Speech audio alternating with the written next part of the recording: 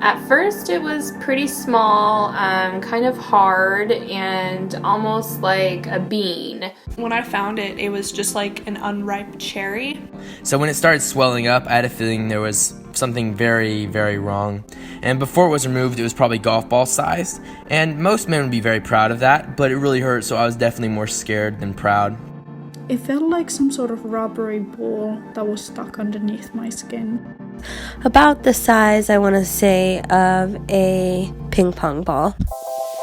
And it almost looked like a potato was growing out of the side of my neck because of how stocky it just made me look. And I Googled it. I showed it to my mom, who obviously got worried, like all the moms do.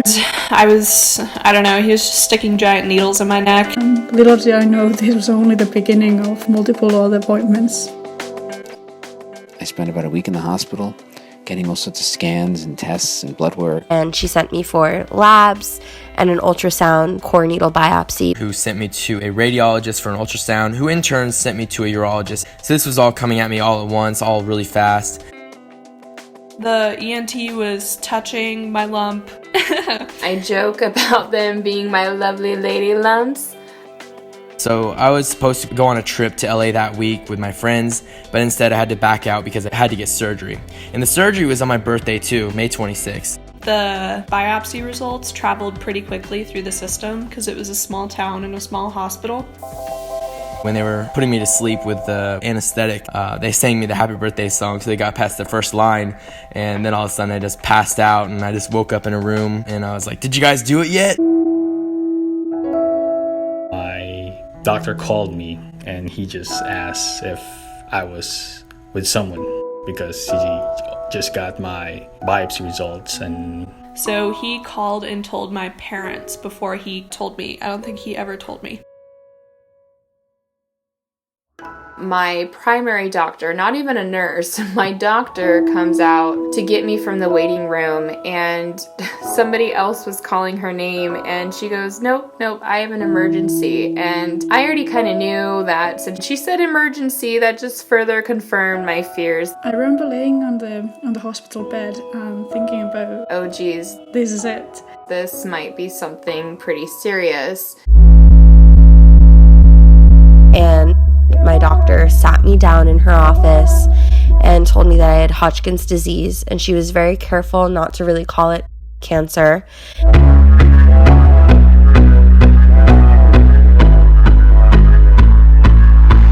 My mom had come down with my dad, and they got a hold of the dean of student affairs at my university, who got a hold of my best friend, who got me in a classroom to study, air quotes. You know, when you go in for one thing, next thing you know, you found out you got something even worse. They showed up on campus, and they just kind of like lumbered into the classroom and surprised me, and it felt like I was hallucinating. I had herniated a disc in my lower back a few weeks earlier, and my neurologist sent me for an MRI, and she called me in to say that the scan also found some type of cancer. I was like, do I have cancer? And my mom said, it's Hodgkin's. She was very surprised, but she was also supportive. They found tumors up every vertebrae in my spine and clustered around my spinal cord, to the point where they had said if the tumors would have continued to grow, it could have possibly led to paralysis. I remember actually asking her, like, well, doc, what about the back injury? And she looked at me and she said, you know, the back injury is not a concern right now. You know, you need to go to the ER. I wasn't really sure what to think then. I had plans that night to go bowling, actually, and I ended up going, and it was such a fun but weird night.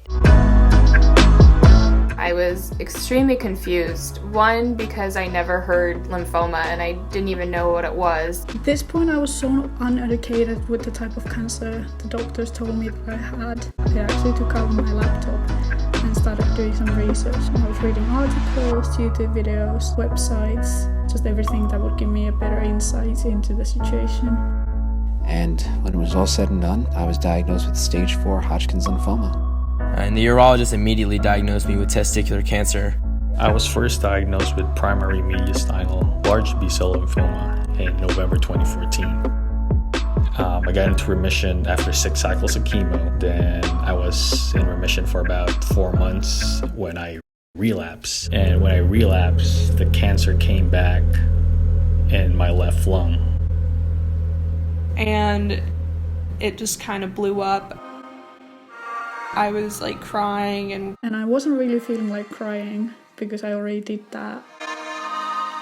So he told me that we had to start chemo right away. When I got into my appointment, he said we'll have to start chemo tomorrow. And I was like, can we do it next week? Because I got some stuff to do. And I can still remember my doctor had a very blunt response about it. He said, yeah, we can do that, but I want you to live. So I guess when he said that to me, I really can't argue with that. So I started the treatment right away. I did a stem cell transplant, and since February of 2016, I have been in remission. And she definitely downplayed Hodgkin's to me, as most people in our society do, because it's known as the good cancer, which I don't like to call it. And she got my hopes up that I could cure it with pills and that it would be very easy and quick, and it didn't end up being that way. My advice to anyone going through chemotherapy is, number one, keep a positive attitude. Even if you're faking it like I had to sometimes, maybe you'll play the part so well that it actually happens, which was my case, because chemotherapy, there's the common cold, but chemotherapy is awful. Like, knowing my life would not be the same for a while. I was just shocked because I always try to do things in the name of not getting cancer. How could I have cancer? I'm genuinely a healthy person. I was a bodybuilder, I live a really healthy lifestyle. I had never known anyone my age that had cancer. Getting cancer at 20, when I do everything I can to avoid it, was shocking and disappointing.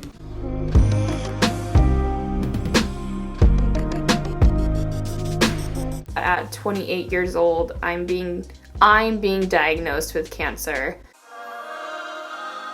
I was 35, not married, no girlfriend. It just didn't seem like a priority, especially the fact that I had this chemo, cancer treatment ahead of me. I didn't. This is like the last thing on my mind. And I said, Doc, I don't think I'm going to be bothered doing that. It's just one more thing I'd have to go, deal with. I'm just not really feeling it. If Megan Fox walked in here right now, I'd consider it. But other than that, I'm not really looking to have kids right now anyway. And he looked at me and he says, if Megan Fox walked in here right now, she'd be coming home with me. So. A quick funny story that I have is the second opinion oncologist that my parents and I went to see. She had my shirt up and my parents were in her office, and when she left, my dad was like, so when were you gonna tell us you have a tattoo? Because my parents are very conservative and very Catholic, so I was never supposed to get a tattoo, and I was never going to tell them that I got a tattoo. But they found out in the oncologist's office, and they couldn't even be mad because I had cancer. Another funny thing was I was leaving on my first day of chemo. I had just gotten finished, and I said, you know what? I'm going to make sure I keep my sense of humor with me. The nurse started to clean up the station I was at just before I was ready to leave, and she said, I'm not rushing you. Just take your time and just, cleaning up. We always have to sanitize the area after the other patient uses it. I said, oh, no, that's no problem at all. They do the same thing at Applebee's. And she just started laughing. She thought it was really funny. So, I don't know. Well, I actually never realized how much I would actually connect with people at chemo. Last time I was in chemo, there was this old woman around her 80s, and she was asking me a lot of questions about how it felt for me to start losing my hair.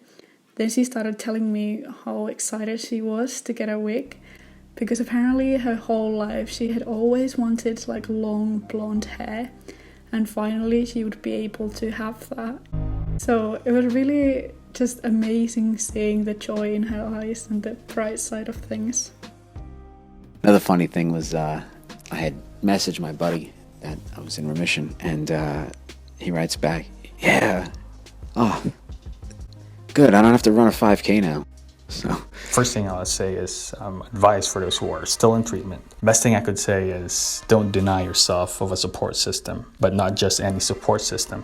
You have to surround yourself with people who can handle it, because cancer is a lot to handle. There will be a point when everything becomes too heavy and you will need the support system to step up and help you carry the weight. One thing I have learned from this experience is that it is really important to treat yourself while going through chemo treatments, mainly because there are a lot of things that we don't look forward to in chemo treatments, like going to chemo treatments. So I started some post-chemo traditions. Now that's actually a ritual for me every year on my diagnosis day, to go to the same bowling alley. Another tradition I like to do is get in the bath and turn on my cancer fighting playlist. I'll put it on shuffle. It has a mixture of super sad songs like Miley Cyrus' The Climb, and then it also has like some bougie songs like Cardi B and 2 Chainz. And so I'll just kind of let that randomly play. And if a sad song comes on, then so be it. I embrace it and I embrace the emotion. But if a fun song comes on, I get hyphy.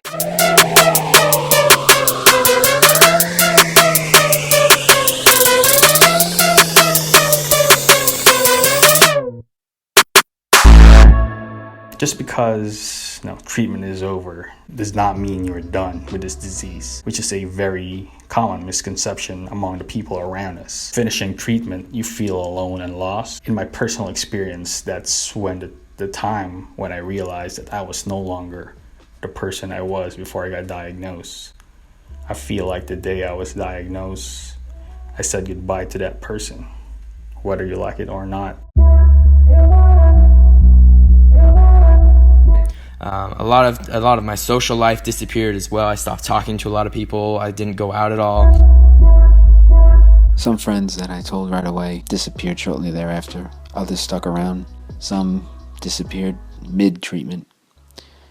And others that I told at random were sometimes the most supportive people of all. It's inevitable that cancer changes us. After I finish treatment, I can't help but feel that I wish I could be my old self again. I crave the old me. One of the most difficult parts of cancer is mourning of your old self. And you have to learn to let go and grieve who you were so you can become the person you need to be. As far as people that I let in that I didn't know personally were people I met on social media. I met the most incredible people you could ever meet. It all started with one amazing girl on YouTube. So many people that are now people that I consider my closest friends. So I definitely wasn't feeling too good the entire time, but keep in mind that it's all temporary one way or another.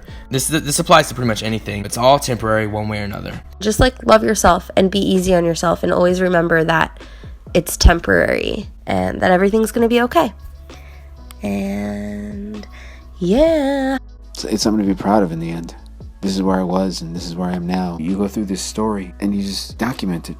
I even documented my experiences on YouTube. it's all on video. I video blogged my entire journey. Last thing is, It is scary to get diagnosed with this, but at the same time, you should always know that you're not going to be the first one ever to go through this.